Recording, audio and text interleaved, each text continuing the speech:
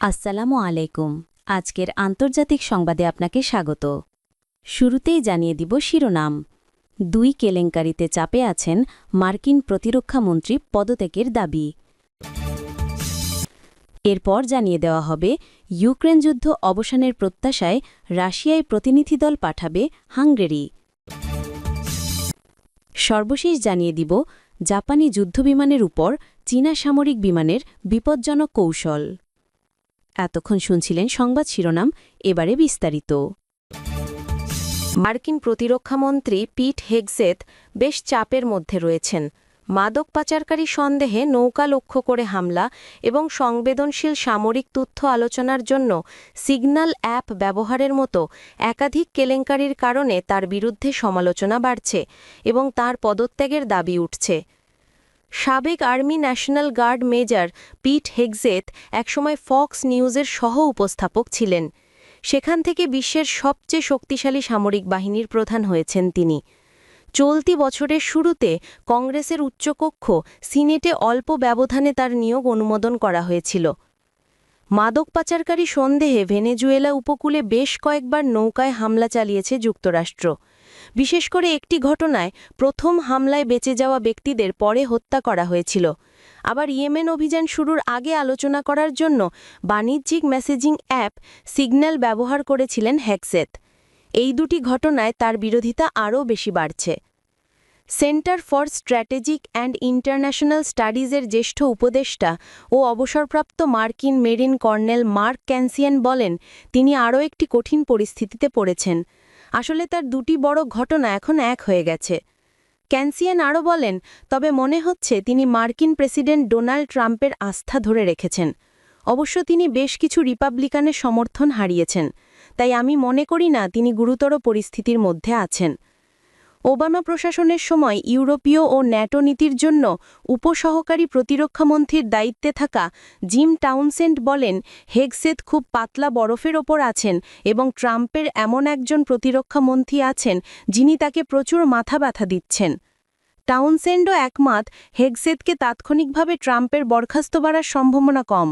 তবে তিনি বলেন, সত্যি রিপাবলিকান পার্টিকে বিক্ষুব্ধ করে তুলবে এমন কিছু ঘটলে অথবা ট্রাম্পের মেক আমেরিকা গ্রেট অ্যাগেন আন্দোলনকে বিব্রত করে তুলবে এমনটা হয়ে থাকলে সম্ভবত তাকে অন্য কোথাও সরিয়ে দেওয়ার চেষ্টা করা হবে।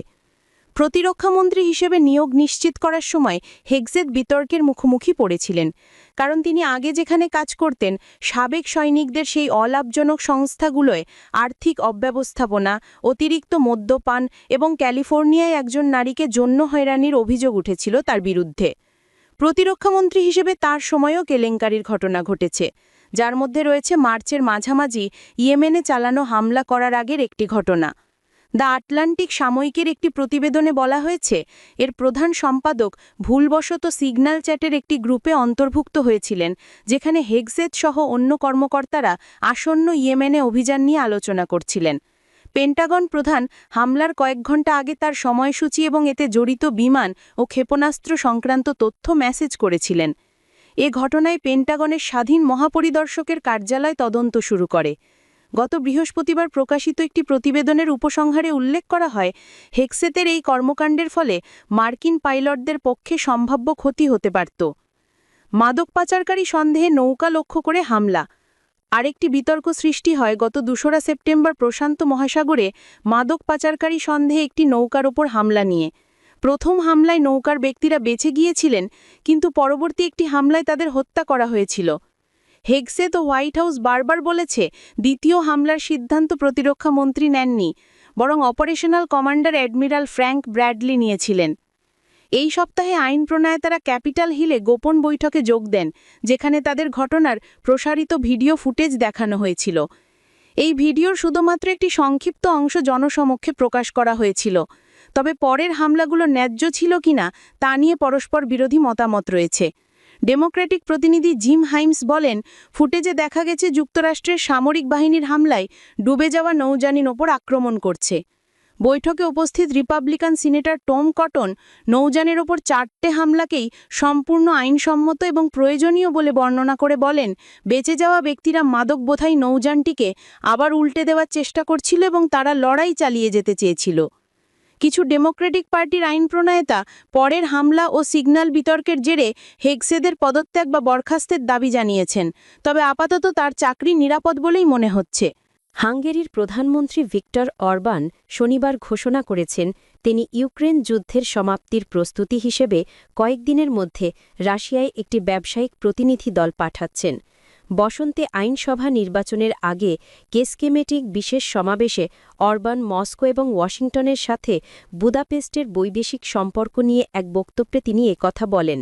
তিনি বলেন, প্রতিনিধি দলের উদ্দেশ্য হবে অর্থনৈতিক সহযোগিতার উপর গুরুত্ব দেয়া, বিশেষ করে যুদ্ধোত্তর পরিস্থিতিতে যেখানে রাশিয়াকে পশ্চিমা অর্থনীতি থেকে বিচ্ছিন্ন না করে বরং পুনরায় একত্রিত করা। জাতীয়তাবাদী প্রধানমন্ত্রী এমন এক ইউরোপীয় নেতা যিনি যুক্তরাষ্ট্রের প্রেসিডেন্ট ডোনাল্ড ট্রাম্প ও রাশিয়ার প্রেসিডেন্ট ভ্লাদিমির পুতিন উভয়েরই ঘনিষ্ঠ। তিনি উল্লেখ করেন তিনি ওয়াশিংটন এবং মস্কোর সাথে আলোচনা করছেন, যদিও তিনি বলেন যে প্রতিটি বিষয় বিস্তারিত এখনই বলা উচিত নয়। অরবান বলেন, আমাদের সামনের দিকে চিন্তা করতে হবে। যদি আল্লাহ আমাদের সাহায্য করেন এবং যুদ্ধ শেষ হয়, যদি আমেরিকার প্রেসিডেন্ট রাশিয়াকে বিশ্ব অর্থনীতিতে পুনরায় যুক্ত করতে সফল হয়ে নিষেধাজ্ঞা তুলে নিতে পারেন, তাহলে পরিস্থিতি বদলে যাবে এবং আমরা নিজেদেরকে একটি ভিন্ন অর্থনৈতিক দৃশ্যপটে খুঁজে পাব। বিতর্কিত দক্ষিণ পূর্ব ওকিনাওয়ার আকাশসীমায় জাপানি যুদ্ধবিমানের উপর দিয়ে উড়ে যাওয়ার সময় চীনা সামরিক বিমান একাধিকবার রাডার লক করেছে। জাপানের প্রতিরক্ষা মন্ত্রণালয় এই ঘটনাকে বিপজ্জনক কর্মকাণ্ড হিসাবে বর্ণনা করেছে। গত এক মাস ধরে বেইজিং টোকিও সম্পর্ক ক্রমাগত উত্তপ্ত হয়ে উঠেছে, বিশেষ করে জাপানের প্রধানমন্ত্রী সানায়ে তাকাইচির তাইওয়ান নিয়ে সাম্প্রতিক মন্তব্যের পর প্রতিবেশী দেশ দুটির মধ্যে সম্পর্কের ব্যাপক অবনতি ঘটে।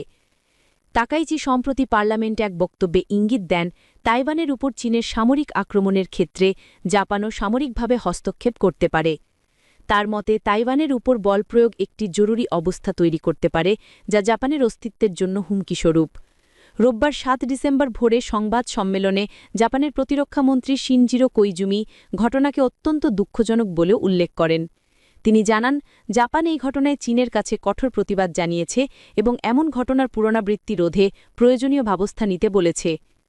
মন্ত্রণালয় আরও জানায়, শনিবার ঘটে যাওয়া এই ঘটনাগুলিতে কোনো ক্ষয়ক্ষতি বা আহতের ঘটনা ঘটেনি। বিবৃতিতে বলা হয়, প্রথম ঘটনাটি ঘটে ওকিনাওয়া দ্বীপের দক্ষিণ পূর্ব সমুদ্র এলাকায়।